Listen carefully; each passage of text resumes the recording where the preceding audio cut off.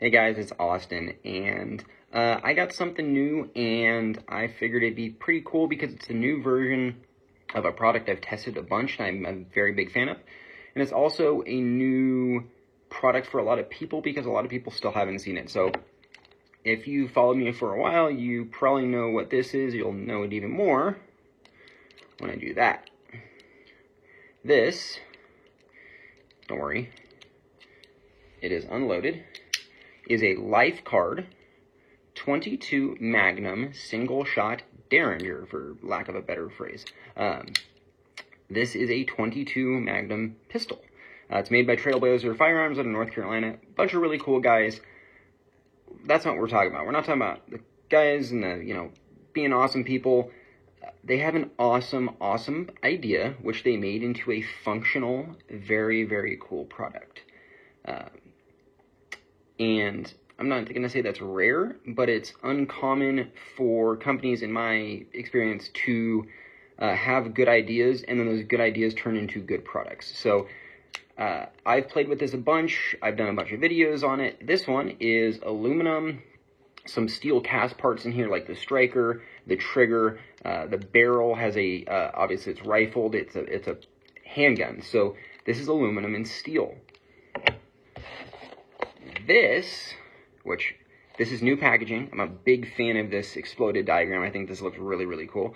This is a new version of the same product. So we're going to go ahead and do a YouTube-style unboxing here and get this thing checked out. Once again, the old package was kind of like a slip where you slid it out, almost like a book. That was really cool, like really gloss black. That was awesome. That's what the original one came in. I mean, this thing's serial number 635. So this one's pretty early.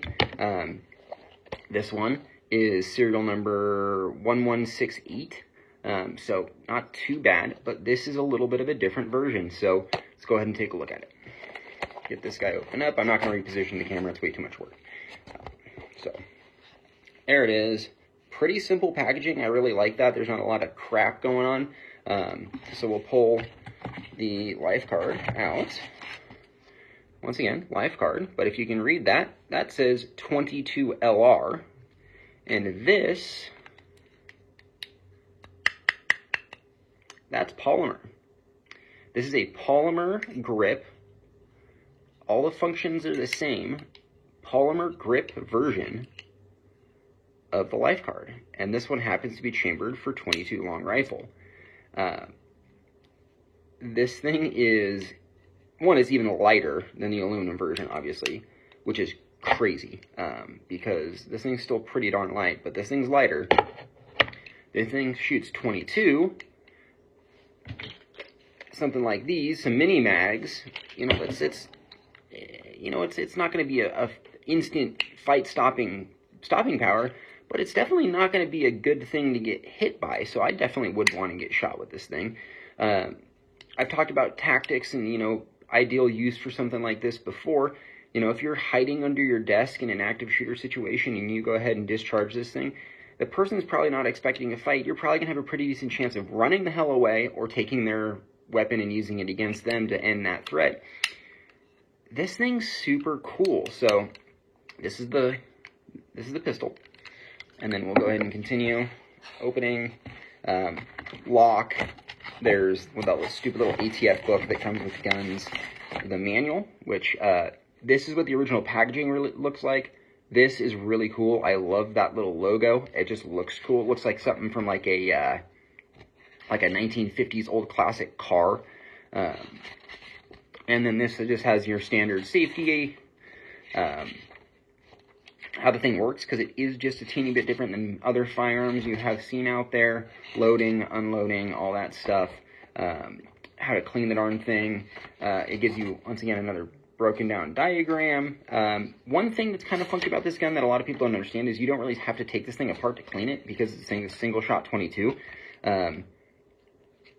So you can run a patch down the barrel and wipe it down. I just wipe mine down with frog lube and call it a day. I don't think I've ever actually cleaned it.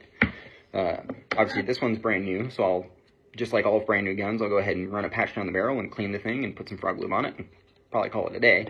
This one's probably had 75 rounds through it, which isn't a lot, but you have to remember, this thing's pretty small. So you could probably buy 500 rounds of 22 and shoot it for the rest of your life, because you're not going to shoot this thing much, but it's not designed to be shot much. So the polymer frame version is just as sturdy. You can see the lockup's pretty sturdy. Open up, latches in place, real sturdy. I don't know if they've improved the latch or it's just the polymer, but the latch on this polymer one is actually even a little bit better than the aluminum version. I'll just take you through this real quick because it is a new gun for some people and a lot of people haven't seen it, but we'll just go ahead and show you how it works. So this side right here with this little square on it, this is the barrel. This is the barrel and breech side. This is the handle, for a lack of a better phrase. There's two latches, latch there, latch there. You pull down, it unlatches the grip. You pull down on this one, actually, excuse me, you pull up on this one. You pull up if it was there, you'd pull back. You pull up, and the barrel comes undone. So this is where you'd be loading and unloading your cartridges. Snaps in, you don't have to pull the latch back up. If you want to go ahead and deploy this thing, you pull the latch down on the handle, make sure it clicks into place, which you can hear. Little click. Now that thing's locked into place. Exposes your trigger. This is why this isn't an AOW in the NFA, because it doesn't fire in this configuration. This is recognizable as a firearm according to the ATF, therefore it doesn't have to be registered as an AOW, like a cane gun or a pen gun. You can go ahead and load up. If you wanted to discharge the firearm, you'd pull the striker all the way back until it clicked, and then you go ahead, it's got a little trough sight, line that thing up, pull the trigger, and go bang. And then, interesting safety feature. So when the striker is depressed, which I just did manually, I'm not going to dry fire it because this is a rimfire gun. You don't want to dry fire rimfire guns too much. It can physically damage the gun, so I recommend not doing it. You can see on this gun, in its stowed position, the striker is flush with the back of that frame. This one is just, I mean, I'm talking a 32nd of an inch, you know, very, very small amount, is actually depressed into that frame. I can't, at this point, I can, if there was a live cartridge in here, since there's not a cartridge in here, I can go ahead and open this up. But the firing pin is currently extending through the breech face. I wouldn't be able to do this if the striker was down on a dead fired cartridge. So what I would do is I'd go ahead, pull it back into that position. You see the trigger just reset into its sear. And then I can go ahead and open that barrel, take my fingernail, rip the old cartridge out, put a new one in if I wanted to, and then either stow it or I could go ahead and shoot again. That's it. It's very, very, very, very simple. It's a very, very simple gun. Same thing as the aluminum original frame is a little storage compartment. I've seen people put water purification tablets in these. I've seen people put extra ammunition, which is what I have in my 22 mag. There's 3 cartridges of 22 mag. This is just a piece of paper. This is the only gripe I have about this gun. It does rattle a little bit. You can imagine how much worse it would be if I didn't have that little piece of paper in there. It just prevents the cartridges from rattling up against this aluminum. I have a feeling this isn't going to make as much noise because it's polymer, but you will still have the cartridges rattling against each other.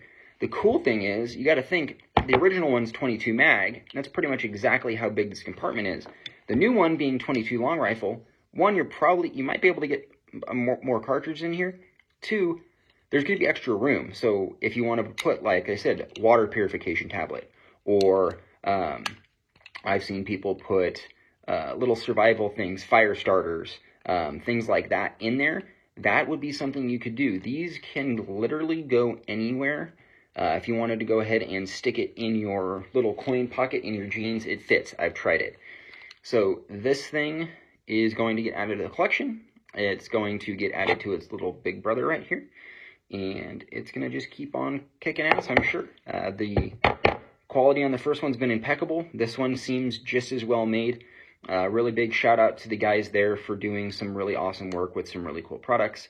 I'm looking forward very much to what they have planned coming up. Spoiler alert, it's going to be freaking cool. And I'm just going to keep chugging along on this thing. By the way, Battleborn holsters, crank this little thing out for me.